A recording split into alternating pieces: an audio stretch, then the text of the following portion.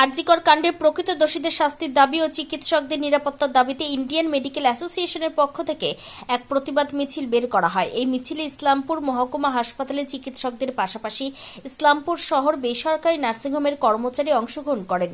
মিছিলটি ইসলামপুর মহকুমা হাসপাতাল থেকে শুরু করে ইসলামপুর বাস টার্মিনাসে পৌঁছায়। সেখানে চিকিৎসকদের অবস্থান বিক্ষোভ কর্মসূচি চলছে। এরপর সেখান থেকে ইসলামপুর মহকুমা শাসকের কাছে একটি স্মারকলিপি প্রদান হবে অ্যাসোসিয়েশনের পক্ষ থেকে।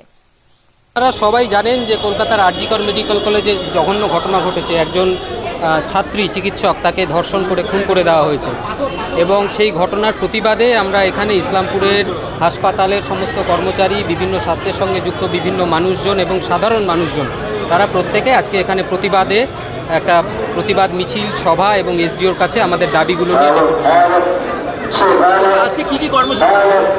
আমাদের মিছিল, প্রতিবাদ সভা আর এসডিওর কাছে দাবিপত্র। বলছি, আপনারা কি আজকে কর্মবিরতি করেই কি এই অংশগ্রহণ করেছেন? না, আমরা কর্মবিরতি করে অংশগ্রহণ করিনি। যারা ডিউটিতে আছে তাদেরকে বাদ দিয়ে বাকি যারা আছে তারা এসছে ওখানে। আপনার নাম কি?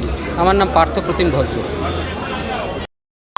আপনারা সকলে জানেন, এতদিনে সবাই জেনে গেছেন, আরজিকরের চেস্ট মেডিসিনে সেকেন্ড ইয়ার পিজিটি তাকে কিভাবে নৃশংসভাবে অত্যাচার করে ধর্ষণ করে খুন করা হয়েছে। তাই আজকে আমরা ইসলামপুর হসপিটাল থেকে একটি র্যালি শুরু করে বাস স্ট্যান্ড অবধি এসেছি প্রতিবাদ জানাতে। এই র্যালিতে সে শুধু ডাক্তার তাই নয়, ডাক্তার, সিস্টার, টেকনিশিয়ান, সাধারণ মানুষ আমরা সবাই এসেছি, কারণ এই ঘটনার প্রতিবাদ হওয়া চাই। নাহলে আজকে ওই মেয়ের জায়গায় আমরা যে কেউ থাকতে পারি।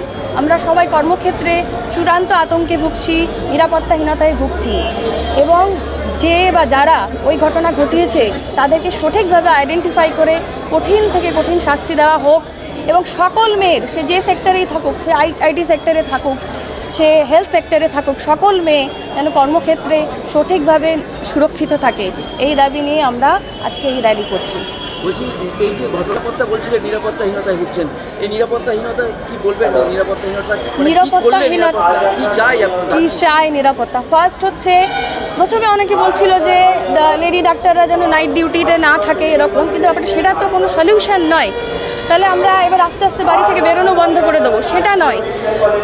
এমনভাবে যারা দোষী তাদেরকে ঠিকঠাকভাবে আইডেন্টিফাই করে তাদেরকে কঠিন শাস্তি দেওয়া হোক, যাতে ভবিষ্যতে এরকম ঘটনা ঘটানোর আগে তাদের বুক কাঁপে, তারা ভয় পায় যেন এরকম আর করে বেরিয়ে নেওয়া যায়।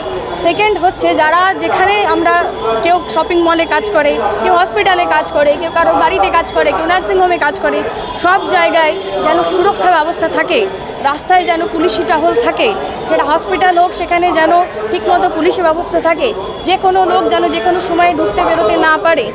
এটা যে ঘটনাটা ঘটেছে, সার্বিকভাবে এটা আমাদের সমাজের লজ্জা। আমরা কোন সমাজে বসবাস করছি? এটা কি মধ্যযুগীয় সমাজ যে একটা মেয়ে সে বাড়ি থেকে নাইট ডিউটি দিতে বেরিয়েছে, সে ফিরলো একটা লাশ হয়ে? এই সমাজ আমরা চাই না।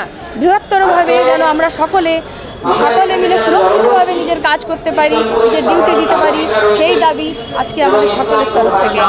আমার নাম ডক্টর প্রথমা দেব।